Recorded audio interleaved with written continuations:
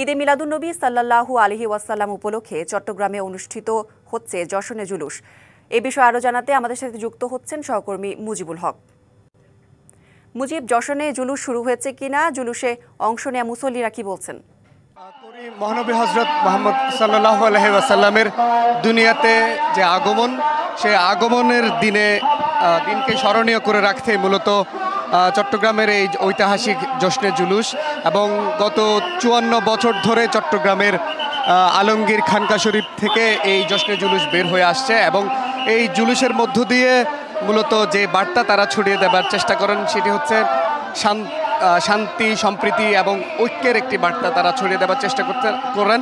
অর্থাৎ মহানবী হযরত মুহাম্মদ সাল্লাল্লাহু আলাইহি ওয়াসাল্লামের যে শান্তির বাণী তিনি প্রচার করেছিলেন, সেই বার্তা সারা বিশ্বে যেখানে যুদ্ধ, হানাহানি, বিগ্রহ হয় সেখানে যাতে তার শান্তি সাম্যের বাণী ছড়িয়ে দেওয়া যায়, সেই বার্তা এই জশ্নে জুলুস থেকে আসলে এখানে যে ধর্মপ্রাণ মুসল্লিরা আসছেন তারা দেবার চেষ্টা করেন।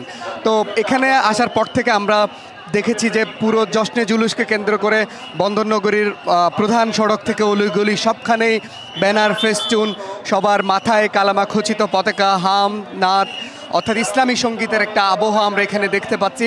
এই জুলুসে নেতৃত্ব দিয়ে আসছেন পাকিস্তানের যে শ্রীকোট দরবার শরীফ, সেই শ্রীকোট দরবার শরীফের তৈয়ব শাহ রহমতুল্লাহ আলাই এই জুলুসের তিনি আসলে শুরু করেছিলেন। এর পরপরই তার দরবারের যে সমস্ত শাহজাদারা এবং বংশ পরম্পরা যারা রয়েছেন তারা আসলে এখানে প্রতি বছর আসেন এবং তাদের নেতৃত্বেই মূলত এই জশ্নে জুলুসটি হয়। শিয়া বাটার ও ভিটামিনে সমৃদ্ধ লিলি বিউটি সোপ, তারুণ্যময় উজ্জ্বল ত্বকের জন্য। রিমার্ক। এবং এই জুলুসে এবার নেতৃত্ব দিচ্ছেন সৈয়দ মোহাম্মদ সাভের শাহ এবং তিনি এবং তার 3 জন তাদের দরবারে শাহজাদারা রয়েছেন, তারা উপস্থিত থাকবেন। এবং আমরা এখানে আসার পর থেকেই এখানে যারা ধর্মপ্রাণ মুসল্লিরা, পাশাপাশি যারা আয়োজকরা আছেন তাদের সাথে কথা বলবার চেষ্টা করেছি। তারা যেটি বলছেন যে এই জুলুসটিতে প্রায় 70 থেকে 80 লাখ মানুষের সমাগম হবে সেটি তারা আশা করছেন।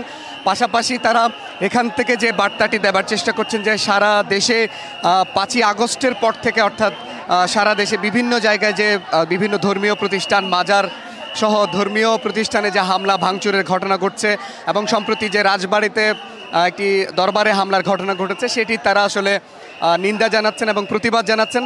এবং তারা বলছেন যে সরকার যদি এই সুফিবাদী যে জনগোষ্ঠী তাদেরকে যদি নিরাপত্তা দিতে না পারে তাহলে এটি অনেক বড় ধরনের একটি সমস্যা হয়ে দাঁড়াবে। এবং অর্থাৎ সারা বিশ্বের যেখানে সুন্নি মুসলমান অথবা সুফিবাদী মুসলমানদের যে নিরাপত্তা সেটি বাংলাদেশের যে সরকার সেটি তারা নিশ্চিত করবে, সে আশা কিন্তু তারা করছে।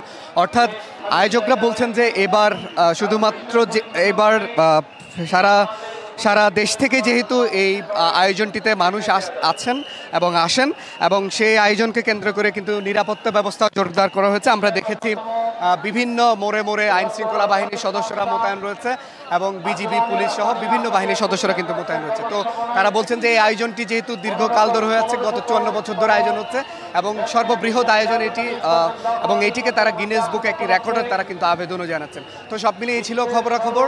জুলুস শুরু হবে সেটি চট্টগ্রামের বিভিন্ন অলিগলি। মুজিব, ধন্যবাদ আপনাকে।